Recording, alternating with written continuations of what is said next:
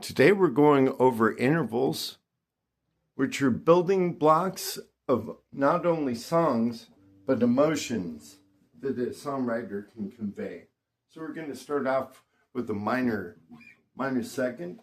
It's 0 to 1 on the fretboard of the 4th string. It's going to be E and F.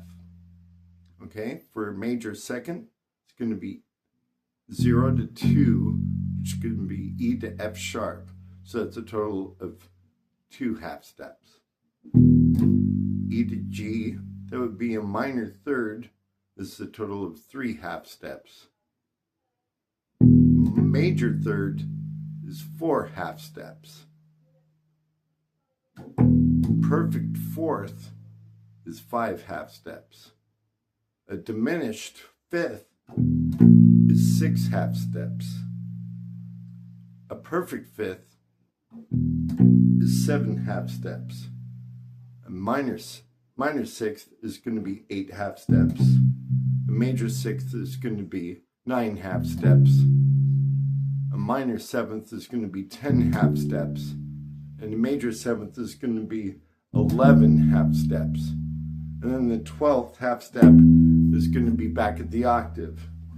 So when we're going through these, they're basically, you want to concentrate in the beginning on the tonic note, which is your root note, and the 4th and the 5th degrees of the scale, which in this case, if it were in if we're in the key of E, the subdominant would be A, the 4th degree, and the 5th degree, the dominant would be B. E, A, and B. So there are several ways of playing this, right? If we started off, for instance, instead of playing E in the open position of the 4th string, if we played E over here in the octave, we could play a perfect fourth by playing 7th fret on the 3rd string and 7th fret on the 2nd string. Also, you want to keep aware that the 4th is also an octave away from each other would be from the 2nd string 7th fret and the 4th string 5th fret. And these are octaves to each other, and this is our root. To play a 5th, we're going to play E to B. So we're going to go from the 5th fret or the 7th fret of the 3rd string to the 9th fret of the 2nd string, or the 7th fret of the 4th string. And these are the patterns associated with the 5th. It's either 1 string below, same fret, or 2 strings above on the next string.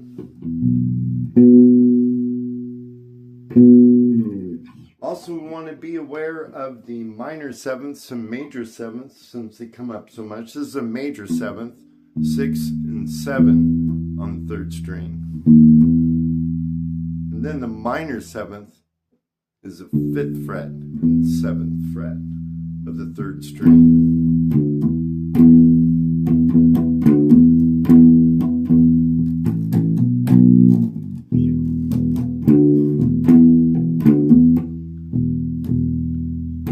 How about that old song? It started out with the 7th and went to the...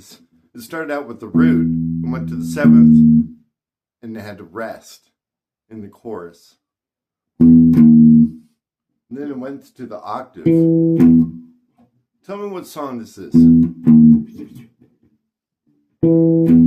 I played it wrong there.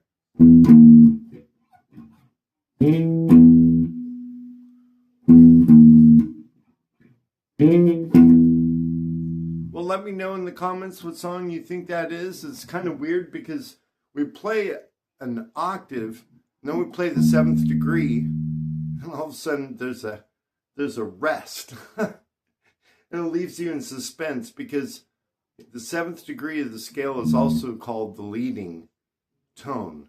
So it can't really survive on its own without leading into the tonic, which is our root.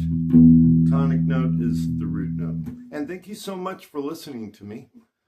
Next lesson, we're going to go over intervals.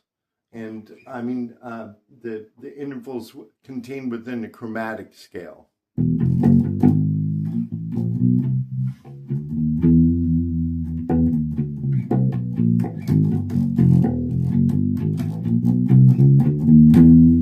So we'll have a lot of fun there.